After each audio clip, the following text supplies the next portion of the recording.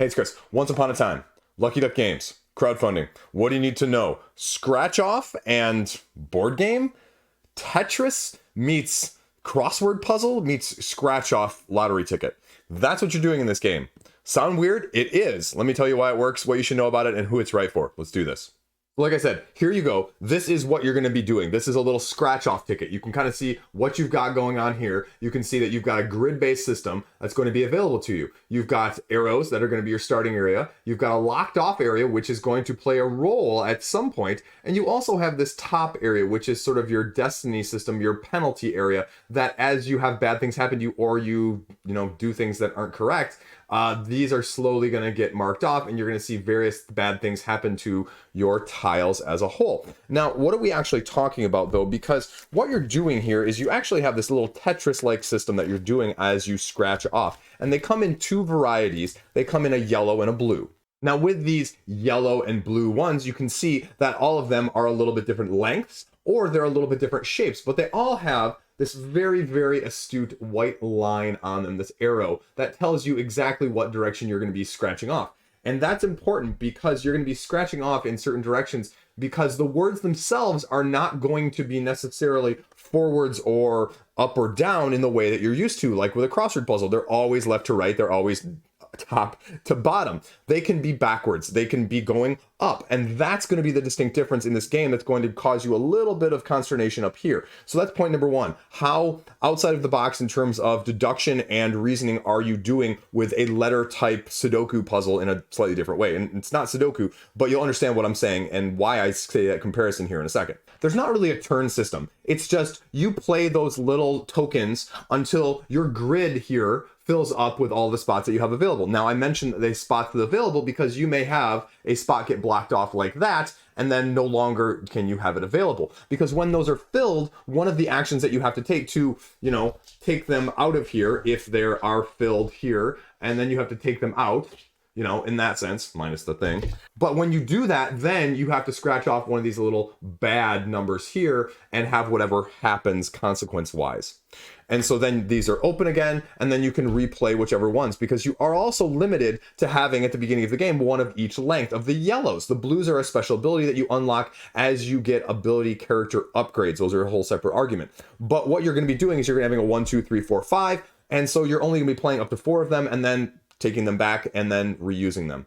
Why does that matter? How does that work on the actual board? So what you have is you have this little scratcher, if you can see it right here. You're just gonna be taking this little scratcher and you're gonna be scratching off. At the beginning of the game, you scratch off all of these little arrow tokens here. And we use this one for an example here, to scratch off the little arrow tokens. You scratch off your little arrow tokens, and then they give you whatever letters of whatever word that you're gonna be starting off with. And what's very important here is, I'm doing this rather quickly here so you can see, the word is dwelling. But what you're gonna be having on the ends of the word are brackets. And why this matters is because the brackets tell you that there's either a word there or there's not. And so what happens here is if I zoom this in, you can get a little bit better picture. There are two different types of brackets you're going to be dealing with, two essential differences between the words that are going to lay down. There are going to be straight line brackets, as you can see here at the beginning of the D, as well as the end of the G. There's also one above the E, and that's why it really matters, is because you have to pay very close attention to the above and below, because you could easily miss one. The other is you have a curved bracket. A curved bracket means that you're going to be using that word instead of to get one of the various cards out of the deck here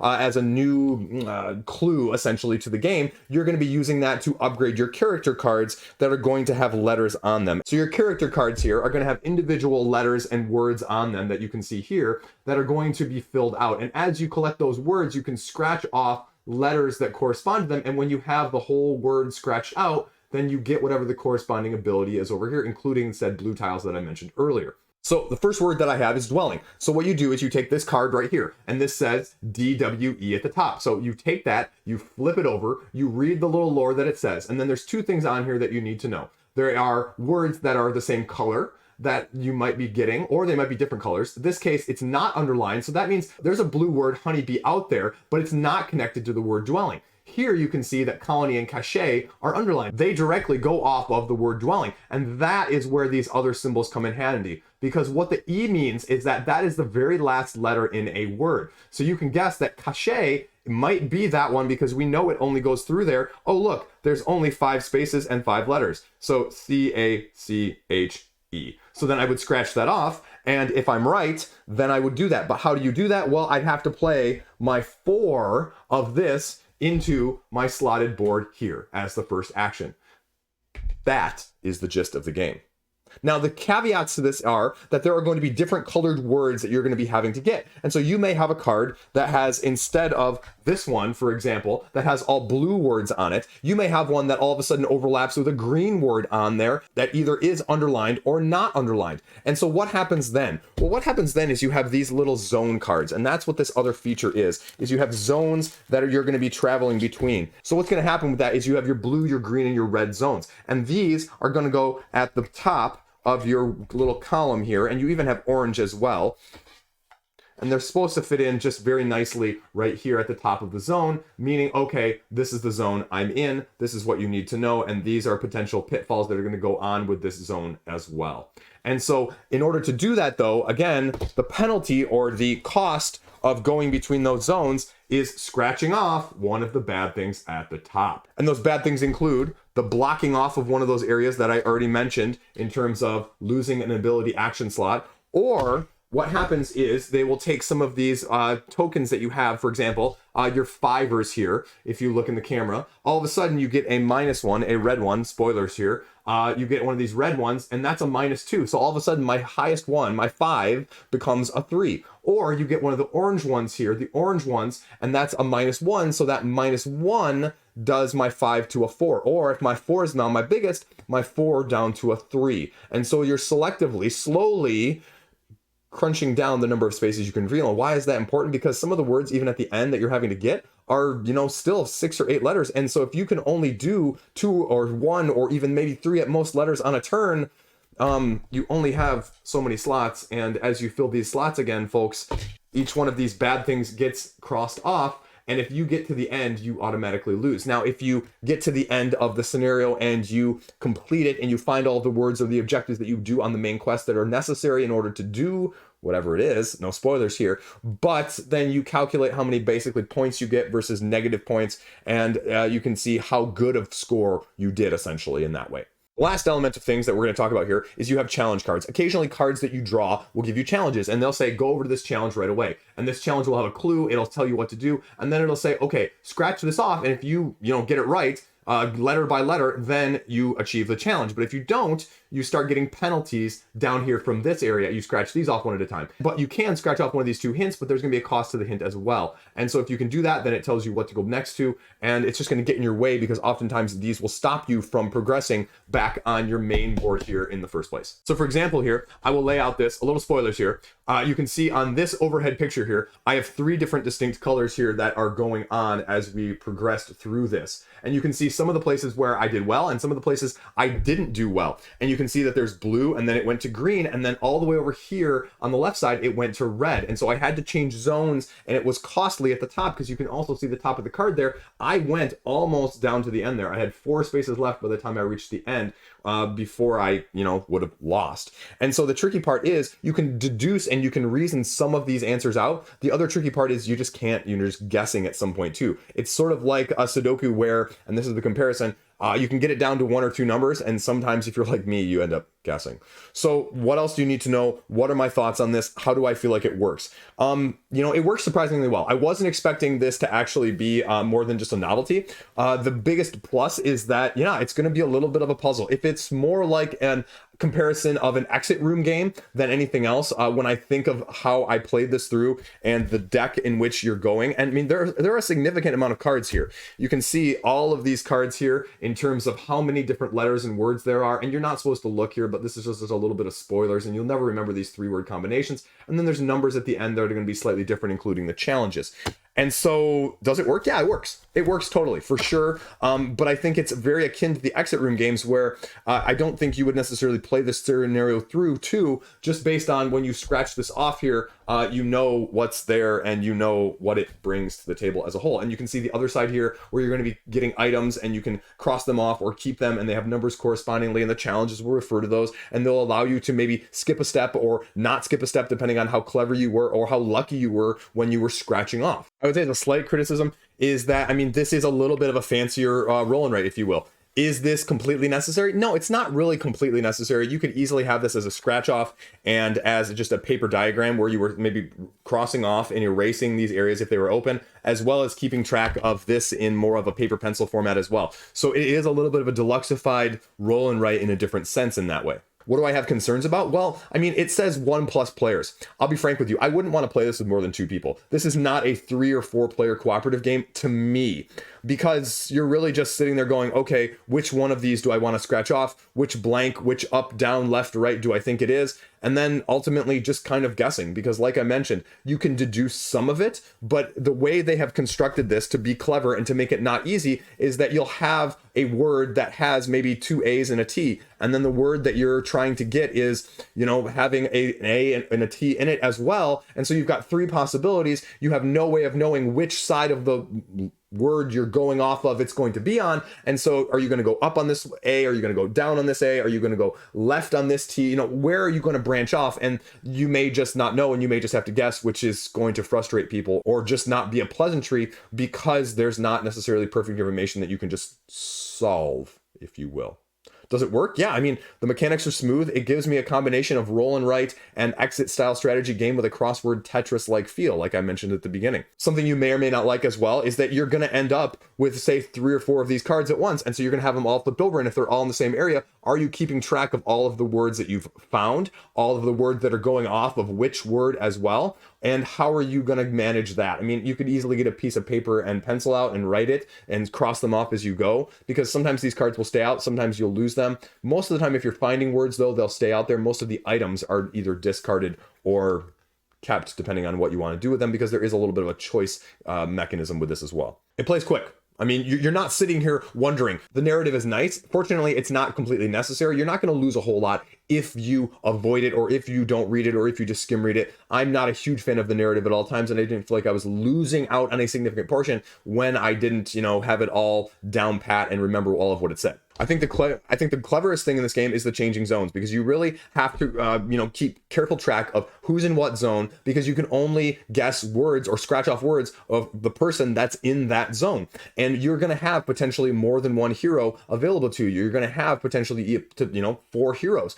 And so that's what you're going to be going back and forth of. Oh, okay, this hero's in the blue zone, this hero's in the red zone, but this hero has 3 action spaces available to them. This one has 4. Do I move over the one with 4 so that they can start working on the new words, or do I keep that one in the other zone so that they can finish off what we have left? So that's the dynamic of the tactical nature of things more than anything else when you're doing this.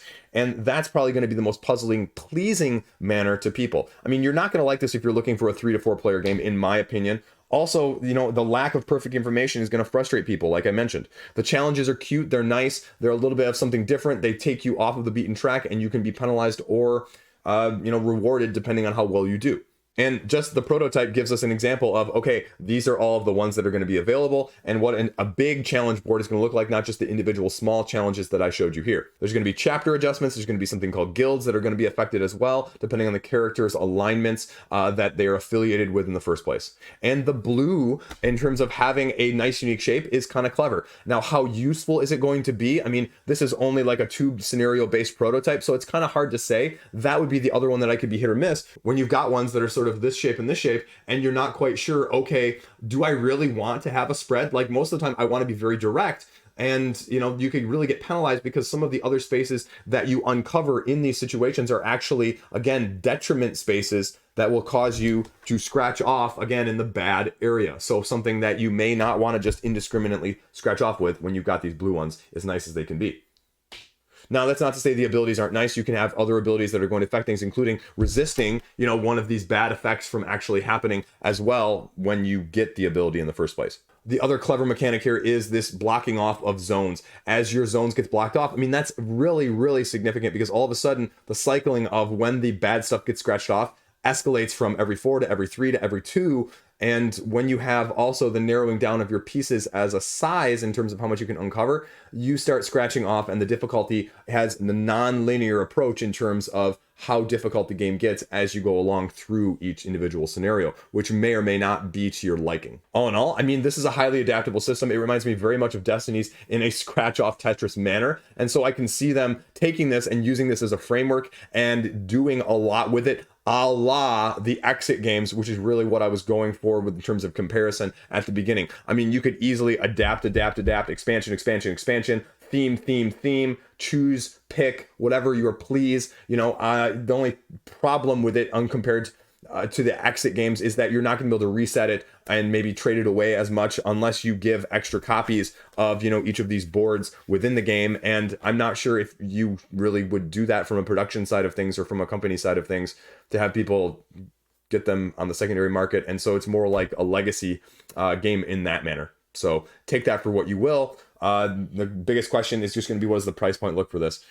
Personally speaking, it's probably not going to be for me, but that's also because when I'm doing this little scratch off thing, I have a little bit of early onset arthritis in my hands.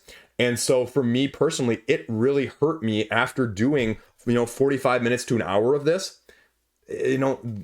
Yeah, it hurt my hand. My hand was aching afterwards. So for me, this is going to be a physical limitation more than anything else. Now, obviously, if I played with 2 players and I played with my wife, in this case, I could have her do all the scratching. And so that would be very easy. It would be very attainable. But like I said, I don't think I would play with more than 2 people, because it's otherwise a shared decision making. It's not necessarily one of those games where I control this player, you control that player. No, it's cooperative. Like, do we use this player? Do we use this player? There's no back and forth like you're maybe used to in normal cooperative games. So it's just something to be aware of, where you have 3 or 4 people and it's more groupthink out loud together.